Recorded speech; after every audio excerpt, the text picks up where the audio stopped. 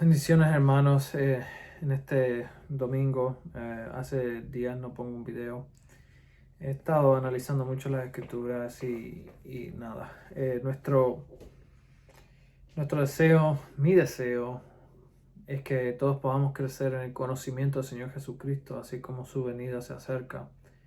De la misma manera que las pasiones de este mundo van pasando y podemos entender que cuando conocemos al Señor Jesucristo, entendemos que no hay nada que traiga valor a nuestras vidas sino el conocerlo a Él. Y yo creo que el apóstol Pablo, creo que en 1 Corintios dice que nuestra meta tiene que ser conocerlo a Él, que lo único que quiero conocer es al Señor Jesucristo, porque es el único que da vida eterna. Todo lo demás, cuando nuestra vida no está centrada en Él, eh, se puede despedazar. Entonces tenemos que nuestros pensamientos y nuestra meta sean el amarlo a Él por encima de todas las cosas. Entonces cuando leemos el Evangelio de Juan, vemos los capítulos pasados, en el 8 y 9, voy a saltar un poco aquí, pero en el capítulo 8 y 9, les invito a que lo lean, son muy buenos, toda la palabra es buena. Pero hablan, los fariseos estaban constantemente tratando de, ah, de desacreditarlo, y no solamente desacreditarlo, sino que también estaban tratando de matarlo físicamente. Y cuando vemos, esto es una perspectiva bíblica de que cuando nosotros seguimos la palabra, cuando seguimos y tratamos de ser como Jesucristo, muy probablemente nos encontremos con las mismas situaciones. ¿Por qué? Porque el mundo, el diablo y la carne están en contra de Cristo. Entonces, cuando tratamos de imitarlo en todo, vamos a tener las mismas aflicciones que él tuvo. Entonces, y por un lado, una de las armas del diablo es la religión organizada también. Cuando los fariseos estaban buscándolo constantemente, los fariseos no venían de Dios y ellos conocían la palabra. O sea, los fariseos, cuando vemos la historia de los fariseos, ellos empezaron bien, pero cuando cuando se institucionalizó, eh, empezaron a salir muchas cosas malas. Empezaron el orgullo, el de conocimiento, el orgullo de seguir las, uh, las costumbres humanas que realmente no fueron establecidas por el Señor. Y empezaron las posiciones religiosas que también iban conjunto con las posiciones sociales también en dinero y todo eso. Empezaron a perseguir a Jesucristo, porque Jesucristo no es, el Señor Jesucristo lo que busca es por la gloria de su Padre. Él lo que quiere es glorificar a su Padre. No quiere glorificar al ser humano, no quiere traer gloria a lo que no es de Él. Entonces, cuando el Señor Jesucristo vino aquí, es para enseñarnos cómo vivir para la gloria del Padre. Entonces la pregunta en el día de hoy, en esta lección, va a ser qué tipo de seguidores nosotros somos. ¿Qué es lo que buscamos? ¿Qué es lo que anhela nuestro corazón? Y mi meta es orando y buscando al Señor. Entonces, buscándolo a Él es realmente yo quiero estar con Él, yo quiero conocerlo a Él de acuerdo a sus escrituras, o quiero conocer al Cristo de mi imaginación. Porque si estamos cometiendo eso, estamos haciendo eso, estamos creando una imagen de Cristo que no es la verdadera, y estamos creando a sí mismo un ídolo. Entonces, cuando viene el Señor Jesucristo en Juan capítulo 10, dice, de cierto os digo, el que no entra por la puerta en el redil de las ovejas, sino que sube por la otra puerta, ese es ladrón y salteador. Entonces, cuando vemos el redil de las ovejas, podemos poner en perspectiva desde hoy, como un corral de ovejas donde se quedaban las ovejas. Entonces ella tiene una puerta que entraba y salían. Entonces el pastor era el que controlaba esa puerta, quién entraba, quién se quedaba afuera. Entonces yo tengo un poquito de, de experiencia con lo que es ganado y trabajar con ovejas y cabras y todo eso. Entonces cuando tú quieres algunas ovejas que son más débiles, tú las quieres tener el medio ambiente, ellas los quieres controlar un poco más. ¿Para qué? Para que engorden o se pongan o estén más saludables por un lado, porque necesitan, o las ovejas más jovencitas que no tienen experiencia afuera en el campo, tú las quieres tener restringidas en cierto momento. Pero aquí cuando Cristo está hablando del reino. Entonces se compara, Él es el pastor, entonces nosotros somos las ovejas y el corral es el reino de los cielos. Entonces, el que no entra por la puerta, Jesús dijo que Él es el camino, la verdad y la vida. Nadie viene al Padre sino es por Él. Y aquellos que están entrando o que quieren entrar en el reino de los cielos por algún otro método o por algún otro motivo, son considerados ladrones y salteadores. El que quiere entrar al reino de los cielos por sus propios méritos, el Señor Jesucristo lo ve como un ladrón. Hay muchas religiones organizadas que lo que hacen es exaltar la carne o el ser humano de yo haciendo esto o lo otro voy a llegar a ser salvo. Pero nosotros hacemos porque somos salvos, no para ser salvos. Entonces aquí el Señor Jesucristo dice, más el que entra por la puerta, el pastor de las ovejas, más el que entra por la puerta, el pastor de las ovejas es. A este abre el portero y las ovejas oyen su voz y a sus ovejas llaman por nombre y las saca. Cuando ha sacado fuera todas las propias, ve adelante de ellas y las ovejas siguen, va adelante de ellas y las ovejas le siguen porque conocen su voz. Entonces hay en el llamado del pastor en el tiempo antiguo y incluso hoy en día se hace en muchos lugares que el pastor hace un ruido um, particular. Entonces las ovejas ya saben que es el pastor y vienen a donde él porque ya están entrenadas. Mas el extraño no seguirán, sino que huirán de él, porque no conocen la voz del extraño. Esta es la esta alegoría les dijo Jesús, pero ellos no entendieron qué era lo que él decía. Volvió Jesús pues a decirle, de cierto os digo, que yo soy la puerta de las ovejas. Él es la puerta y él es el pastor. Entonces los fariseos estaban tratando de entrar al reino de los cielos de otra manera. Todo lo que antes de mí vinieron ladrones son y salteadores, pero no los oyeron las ovejas. Realmente refiriéndose a los fariseos. Yo soy la puerta, el que por mí entrare será salvo, y entrará y saldrá, y hallará pastos. El ladrón no viene sino para hurtar y matar y destruir. Yo he venido para que tengan vida y para que la tengan en abundancia. ¿Cuál es la meta del diablo hoy en día? Es cegar a la gente para que no vean la puerta. Es aumentar el ego de algunas personas para que esas personas, en vez de ver la puerta, se vean a sí mismos. Asimismo, el pecado principal del Edén, cuando dijo, y serán como Dios, esa es la mentira más grande que pueden haber y la podemos ver dentro de muchas falsas religiones hoy en día. El conocimiento de ser como Dios. Nosotros tenemos que mirar a la puerta que es Cristo y entender nuestra condición como ser humanos. Yo soy el buen pastor, verso 11. El buen pastor su vida da por las ovejas. Mas el asalariado, que no es el pastor, de quien no son propias las ovejas, ve venir al lobo y deja las ovejas y huye, y el lobo arrebata las ovejas y las dispersa. O sea, es como aquel pastor que viene, ve venir el lobo, entonces en vez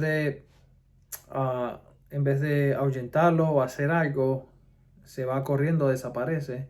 Así son muchos pastores hoy en día, y yo soy muy crítico de eso. Cuando ven las falsas doctrinas, ven las cosas que pueden llevar a la condenación a las personas y no hacen nada por ser muy nice en una manera, por decirlo así, por tratar ah, de no ofender a nadie. A veces se restringen de decir cosas y verdades. Pues claro, hay que decirlas en amor, hay que decirlas con misericordia también, pero sí mismo hay que decirlas. Porque el que no dice, el que no refuta las falsas enseñanzas, es un asalariado. El que está ahí para que le paguen el cheque, le puede costar su cheque el decir la verdad, así que no me quedo callado. Entonces, Jesús dice en el verso 14, yo soy el buen pastor y conozco mis ovejas, y las mías me conocen. Así como el Padre me conoce y yo conozco al Padre, y pongo mi vida por las ovejas, también tengo otras ovejas que no son de este redil. Aquellas también debo traer, y oirá mi voz, y habrá un rebaño y un pastor. En cierta perspectiva, cuando ponemos en esto en contexto, él está hablando a la gente de Israel, a los creyentes de Israel, pero vemos que esto se cumple en nosotros los gentiles cuando, cuando nosotros creemos, nosotros somos de otro redil. Entonces cuando él asciende y los discípulos salen a predicar fuera de Jerusalén, esta palabra se cumple cuando muchas otras naciones creen en Jesucristo. Muchas naciones refiriéndome a personas. Por eso me ama el Padre, porque yo pongo mi vida para volverla a tomar. Nadie me la quita. Aquí mucha gente dice que no, que los judíos mataron a Jesús, los romanos mataron a Jesús. De ninguna manera. Él entregó su vida como un sacrificio eterno. Nadie podía haberlo hecho, sino que la entregara. Incluso si era la voluntad del Padre, en aquel momento cuando lo tomaron preso, él mismo dice, puedo mandar a legiones de ángeles aquí que vengan ahora en un instante y que me liberen y a tomar el reino de Israel y todo. Pero no lo hizo. ¿Por qué? Porque Él es el sacrificio perfecto. Él tenía que morir por nuestros pecados, el justo por nosotros los injustos. Y eso es muy importante que lo entendamos, porque esa es la justificación. Y a Él así muriendo por nosotros, Él tuvo que entregarse. O sea, nadie se la quitó, sino que la puso. Y tengo poder para ponerla. Y Él tuvo el poder, la decisión. Padre, y él oraba, Padre, si es tu voluntad, pasa de mí esta copa, pero que no se haga mi voluntad, sino tu voluntad. En ese momento en el Getsemaní, cuando estaba orando, él estaba pensando en ti y en mí. Y tengo poder para volverla a tomar. Este mandamiento recibí de mi Padre. Volvió a haber disensión entre los judíos por estas palabras. Los judíos, cuando habla de los judíos, se refiere al establecimiento religioso. Muchos de ellos decían, demonio tiene y está fuera de sí. ¿Por qué le oís? Decían otros, estas palabras no son de endemoniado.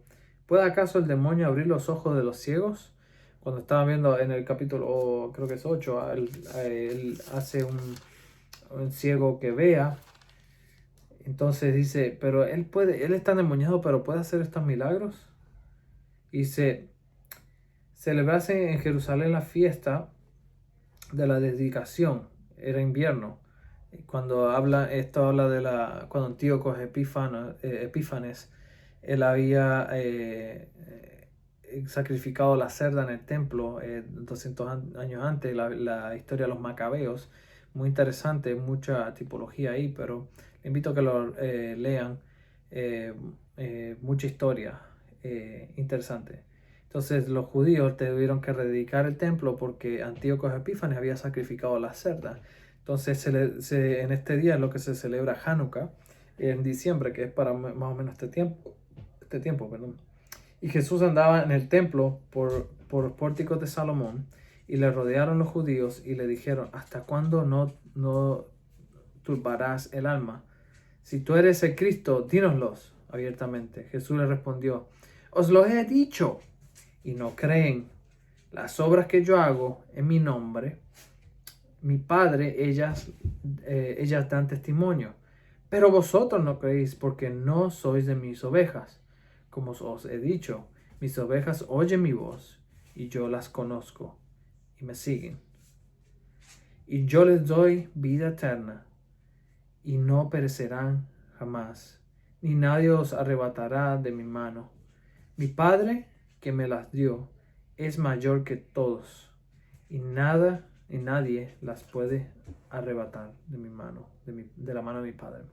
Muy importante esta doctrina, salvo siempre salvo.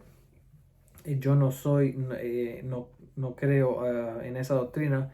Sí, no digo que aquellos que crean no sean creyentes, pero es muy importante lo que yo entiendo de esta doctrina.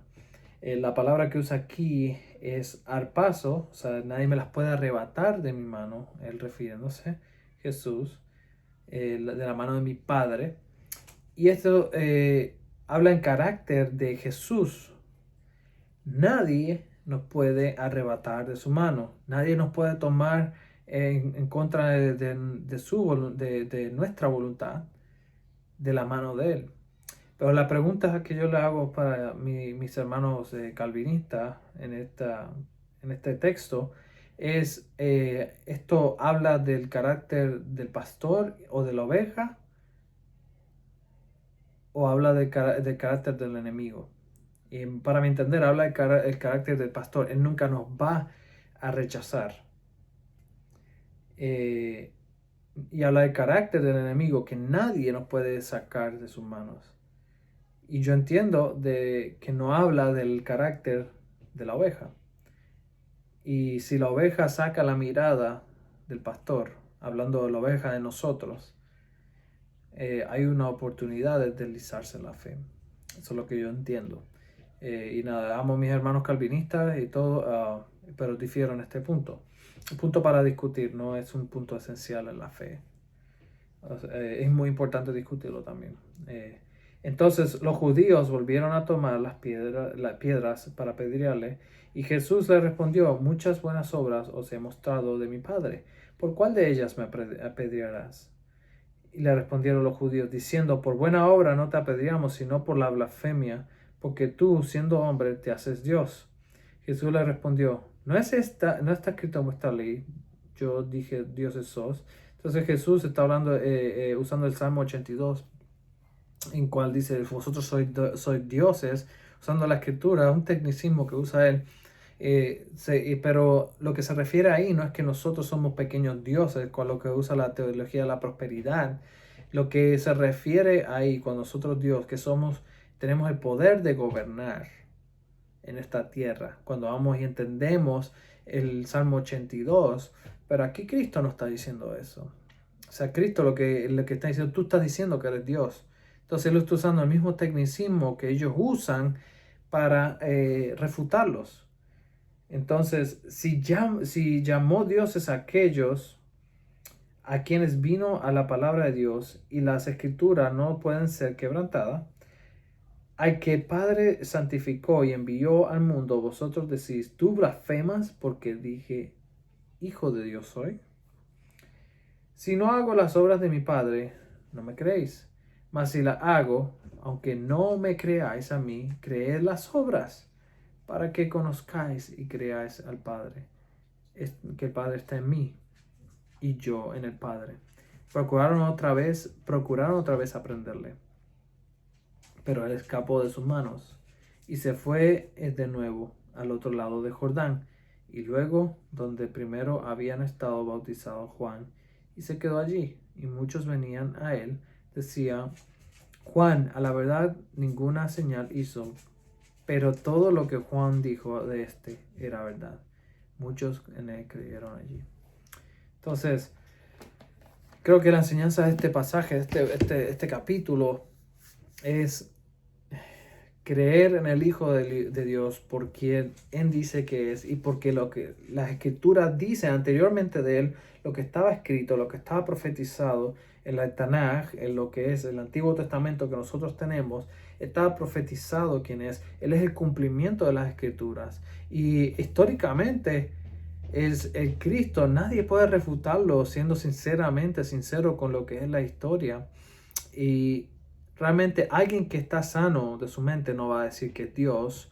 O podemos decir que si alguien dice que es Dios estaba loco, pero no va, si un loco no va a hacer las obras que él hizo, entonces tenemos que concluir que él era quien decía que es el Hijo de Dios. Y en este tiempo, en lo que es las Navidades, que reflexionemos en eso, que las Navidades no sean el comercialismo que hay, o el que otras distracciones que puedan haber, sino que reflexionemos que estas Navidades nuestro corazón esté rendido al Hijo de Dios, Jesucristo.